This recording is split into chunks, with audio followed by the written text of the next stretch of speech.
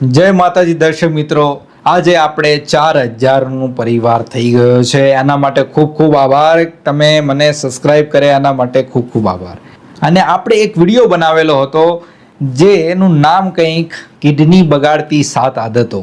આ વિડીયોને 80,000 વ્યૂ મતલબ કે 80,000 આશીર્વાદ આપણને મળેલા છે. એના માટે બી ખૂબ ખૂબ આભાર. આજે આ વિડીયોમાં આપણે વાત કરીશું કે આપણી આ જે કિડની છે એ બગડવા માંડે છે, બગડી જાય છે કે ફેલ થઈ જાય છે ત્યારે કેવા લક્ષણો આપે છે. હવે આપણે રોજમરોજની લાઈફમાં એટલા બધા બિઝી હોય છે એટલે આપણે આપણું શરીર દેખી નથી શકતા કે ભાઈ શાંતિથી બેસીને આપણા શરીરમાં શું ચાલી રહ્યું છે એ આપણે જોતા નથી. તો આજે થોડી 5 મિનિટ મને આપજો. હું તમને સમજાવીશ કે તમારા શરીરમાં ક્યાં ક્યાં પ્રોબ્લેમો આવી શકે છે કિડની બગડે છે ત્યારે. તો સૌથી પહેલા આપણે સમજીએ કે કિડની કામ શું કરે છે. તો ભગવાને બધાને 2 કિડનીઓ આપી છે. આ એક કિડનીમાં 10 લાખ ફિલ્ટર યુનિટો આપેલા છે, એટલે 2 કિડનીના 20 લાખ ફિલ્ટર યુનિટ, મતલબ કે આપણે ગળણી હોય ને એવી 20 લાખ ગળણીઓ છે આપણી 2 કિડનીમાં. તો સૌથી પહેલાં તો કિડની તમારા શરીરમાં જેટલું બી લોહી છે ને એ લોહીને ગાળે છે, ફિલ્ટર કરે છે. આમાંથી જેટલો બી કચરો છે એ પેશાબ દ્વારા બહાર નીકાળી દે છે. તો તમે કહેશો કે બસ આટલું જ કામ કરે છે કિડની? તો ના, આના સિવાય તમારા શરીરમાં જે લોહી ઘૂમી રહ્યું છે ને એની અંદર લાલ કણો, જેને આપણે રેડ બ્લડ સેલ કહીએ છીએ, એને બનવા માટે પણ કિડની મદદ કરે છે. વિટામિન ડી જે આપણે સૂર્યપ્રકાશથી મેળવીએ છીએ ને એને બનવા માટે પણ કિડનીની જરૂર પડતી હોય છે. તમારા બ્લડ પ્રેશરને કંટ્રોલમાં રાખવા માટે પણ કિડનીની જરૂર પડે છે. તમારા શરીરમાં જે પાણીનું પ્રમાણ અને સોડિયમ, જેને આપણે મીઠું કહીશું આજે, બરાબર, સોડિયમનું પ્રમાણ બી જાળવવા માટે, ખનિજ તત્વોનું પ્રમાણ જાળવવા માટે પણ કિડની ખૂબ જરૂરી છે. જો આ બધાનું બેલેન્સ બગડે ને તો પ્રોબ્લેમ ઊભો થઈ શકે છે. તો કિડની આટલું બધું કામ કરે છે. હવે કિડનીનો પ્રોબ્લેમ શું છે કે એ બીમાર હોય છે ને એ કહેતી નથી આપણને કહે નહીં કે ભાઈ હું બીમાર છું, મને થોડો ટ્રીટમેન્ટ કરાવી લો કે આ કરાવી લો, એ બિલકુલ બોલતી નથી. તો આપણે સમજવાનું છે આજે આ વિડીયોમાં કે થોડી થોડી વાત કરે છે, થોડા થોડા સંકેતો આપે છે, એને આપણે પકડી પાડવાના છે. તો હવે આપણે વાત કરીએ કે કિડની બગડવાના કે કિડની ફેલ થવાના 8 લક્ષણો કયા કયા છે. તો સૌથી પહેલું અને મહત્વનું લક્ષણ છે શરીરમાં સોજા આવવા. હવે શું થાય છે કે તમારી કિડની જે છે એ શરીરમાંથી જે વધારે પડતું પાણી અને જે સોડિયમ મીઠું હોય છે ને એને કાઢી મૂકે છે પેશાબના રસ્તે. એટલા માટે પાણી ભરાતું નથી શરીરમાં. પણ જો તમારી કિડની કામ કરવાનું ઓછું કરશે તો પાણીનો ભરાવો થશે આ શરીરની અંદર. એટલા માટે આ જે પાણી છે ગુરુત્વાકર્ષણ બળના કારણે તમારા પગની આસપાસ જમા થશે.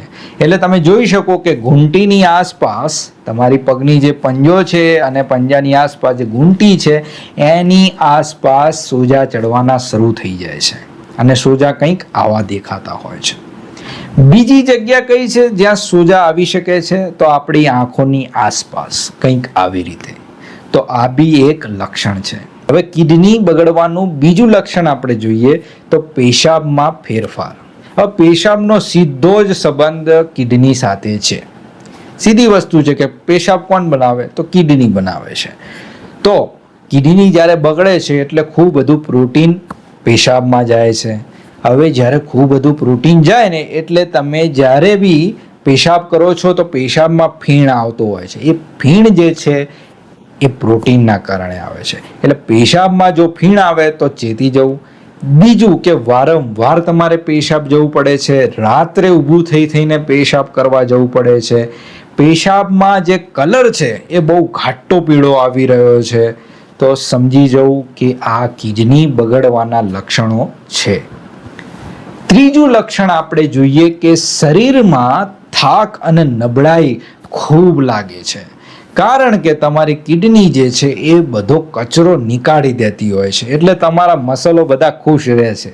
પણ કિડની જ્યારે બગડે છે ત્યારે આ બધા જ ખનિજ તત્વો ને ઝેરી તત્વો ને આ બધા જે હોય ને એ તમારા મસલની અંદર રહી જાય છે, લોહીની અંદર રહી જાય છે, એટલે આનો નિકાસ નથી થતો, એટલે ગંધ થઈ જાય છે આખા શરીરમાં. એટલે આવી ગંધથી આપણું શરીર નબળાઈમાં આવી જાય છે અને સતત થાક લાગતો જાય છે. ચોથું કારણ છે ભૂખ ઓછી લાગવી, ઉબકા આવવા, ઉલટી થવી. હવે તમે કહેશો આવું કેમ થાય? હવે જ્યારે કિડની ફેલ થાય છે એટલે તમારા શરીરમાં યુરિયા ખૂબ વધી જાય છે. યુરિયા ખૂબ વધે એટલે શું થાય? યુરેમિક સિમ્ટોમ જેને આપણે કહીએ છીએ એ આવતા હોય છે. એ યુરિયા તમારા જીઆઈ સિસ્ટમ મતલબ કે આ પાચન તંત્ર હોય છે એની ઉપર બહુ ખરાબ અસર કરે છે. એટલા માટે ખાવા પચતું નથી, ઉબકા આવે છે, ઉલટીઓ થાય છે અને ભૂખ બિલકુલ મરી જાય છે.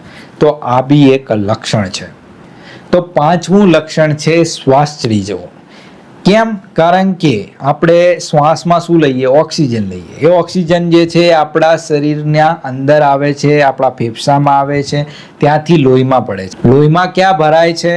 લાલ કણોની અંદર ભરાય છે. આ લાલ કણો જે છે કોની મદદથી બને છે? કિડનીની મદદથી બને છે. ઇરિથ્રોપોઇટિન નામનો એક વસ્તુ હોય છે એની મદદથી બને છે જે કિડનીમાંથી ઉત્પન્ન થાય છે. હવે કિડની ના સારી હોય તો શું થાય? આ બધી વસ્તુઓ બનવાની બંધ થાય, લાલ કણો બનવાના બંધ થઈ જાય. એટલે તમે જેટલું બી ઓક્સિજન અંદર લો એ ખેંચાય નહીં આપણા શરીરમાં. એટલા માટે શરીરને ફરીથી શ્વાસ લેવો જ પડે.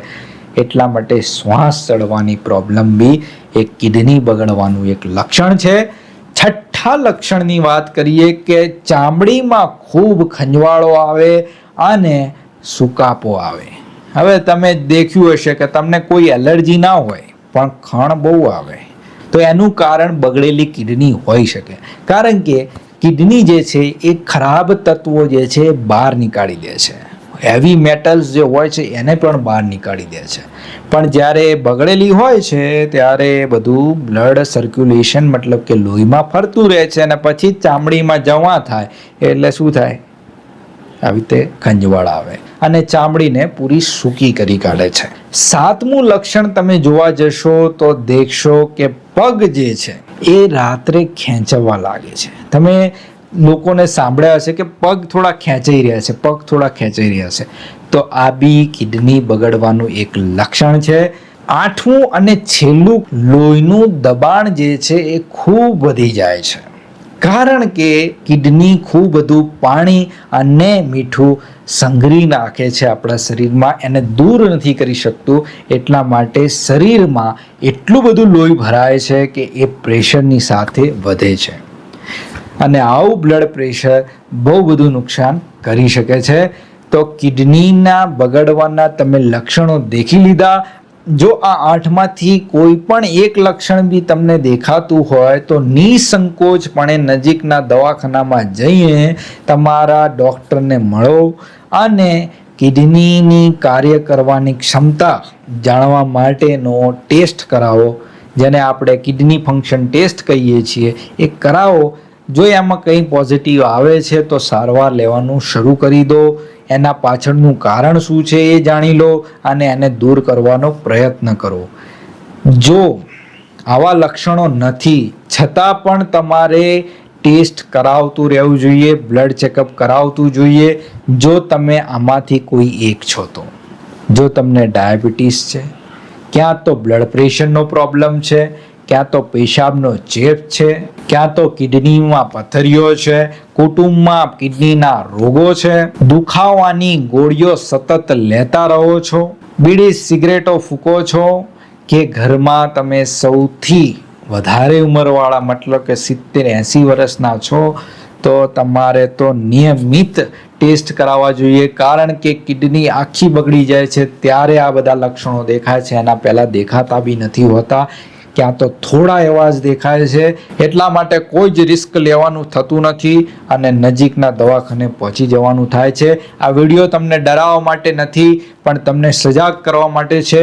જો કિડની 50% બગડી હશે તો મસ્ત જીવશો આજથી અગર સારવાર કરાવશો તો, પણ જો કિડની ફેલ થઈ જશે તો ડાયાલિસિસના ચક્કરોમાં ફસાઈ જશો, રિનલ ટ્રાન્સપ્લાન્ટમાં ફસાઈ જશો. તો આ વિડીયો જો તમને ઉપયોગી લાગ્યો હોય તો મારી ચેનલને સબસ્ક્રાઈબ કરો અને નવા વિડીયો મળતા જ રહેશે તમને. ત્યાં સુધી સૌને મારા જય માતાજી.